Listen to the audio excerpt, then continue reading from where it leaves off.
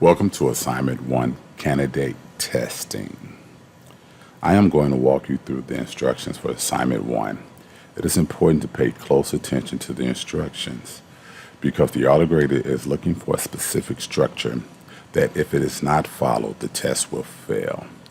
I actually went through the studio and failed myself, so I know the gotchas and I will point them out as we go along. I am going to break these videos down according to the steps so that the videos won't run so long. Also, I will point out the chapters that will help you figure out the solution. The information is in the book to help you find the solution. Remember to think like the compiler. So let's hop to it. I'm assuming that you read the instructions, so we're going to bypass this information here and we're going to hop right into part 1. 1.1, candidate name. Ask the candidate's name. Look for to do 1.1a, which is right here. Let me make this a little bit smaller because we don't need it right now. 1.a, the starter code. On the line below this to-do comment, define a variable called candidate name. We see it already. It's already given to us on line 6 with an initial value of an empty string. Simple to do. Remember, think like the compiler. Whenever instructions are asking you to initialize something with an empty string, remember that that string is going to have something stored inside of it, something that's going to be added to it later. So what we've done is we initialize the variable candidate name by assigning it an empty string.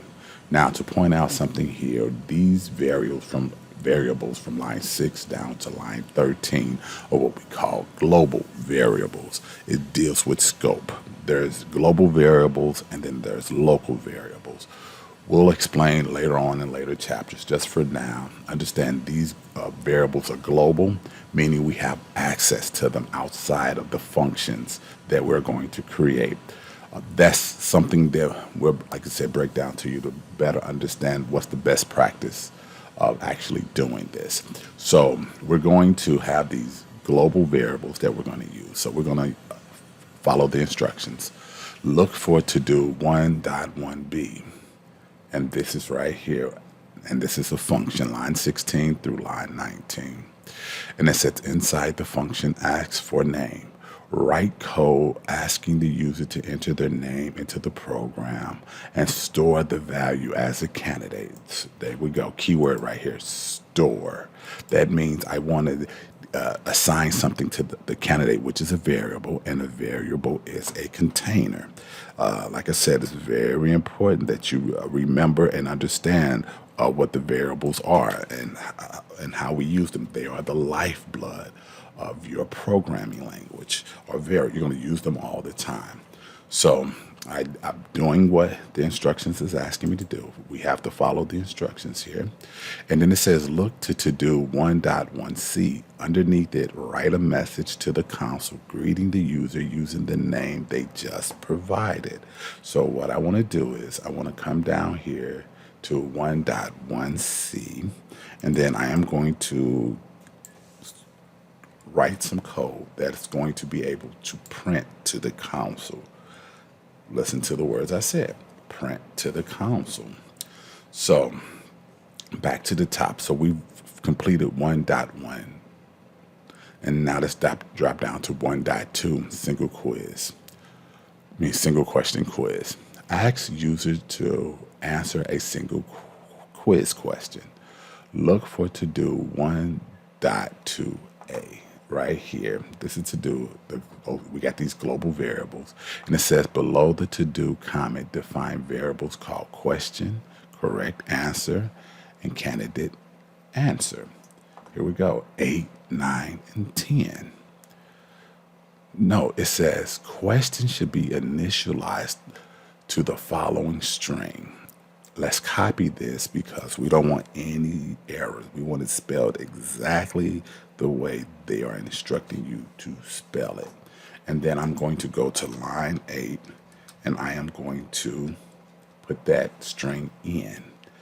remember, tip says, note the trailing space at the end of this string is required. Follow the instructions exactly. It's twofold here. One, so that your test can pass. Two, so it'll make sense in the console, that it give you some separation between the string and your answer. Inside the correct answer variable should initialize Sally Ride. This is going to be the correct answer. So here in that correct answer, I am going to paste in Sally Ride. It has to be spelled exactly like this. And then the third variable, candidate answer, will initially be set to an empty string. So I want to set this to an empty string. So my empty string has been set. I've now satisfied with A. So now let's hop down to B. Find to do 1.2b, 1.2b, which is another function. Using your question variable, display the question and prompt the candidate for their answer. Store the response in one of the variables you define above. Now, what I want to do is I am going to now do what it asks me to do. I am going to ask a question. I'm going to prompt it. Now, this is the chapter I want you to go back and you want to read. You want to go back to chapter 4.8 and read about Readline-sync, and make sure you understand what that Readline-sync that we declared at the top. Now, before we go any further, let's go ahead and test out our code. Because we wrote a little bit of code, we want to test it out as we go along. So that worked. It prompt, what is your name? And then remember, down in this up here in 1.1b, 1.1c, we return this, print to the console my name, so that now it's letting me know, hello, Terrence is greeting me, my greeting. And then it says, who was the first woman in space? And our answer is Sally Ride. Now, notice right now we have to spell it exactly correct. And as you can see, it didn't give me an error. So the capital Sally Ride, that is the correct answer, because we did not, it's not case insensitive yet. So, okay, we got that done. So let me move back to the code. And right here, and it says under to do 1.2c, which is another function, check the candidate's answer to see if it is correct. Provide basic feedback to the candidate, letting them know if their answer is correct or not. Here, it's asking me for a conditional because it said, check the candidate's answers to see if they're correct. I am going to want to use a conditional here. And so the chapter that I want you to go back, if you're struggling with this or having issues with understanding how to do this, I want you to go back and read chapter 5.5, which is on conditionals.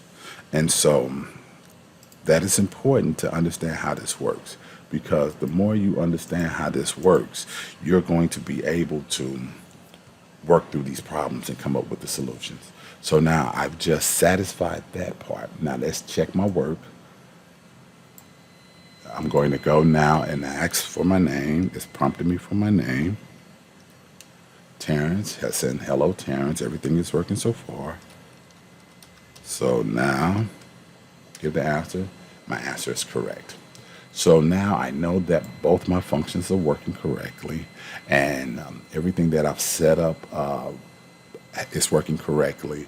So now I know that part one is done. So that's going to be the end of this video. We're going to hop down into part two.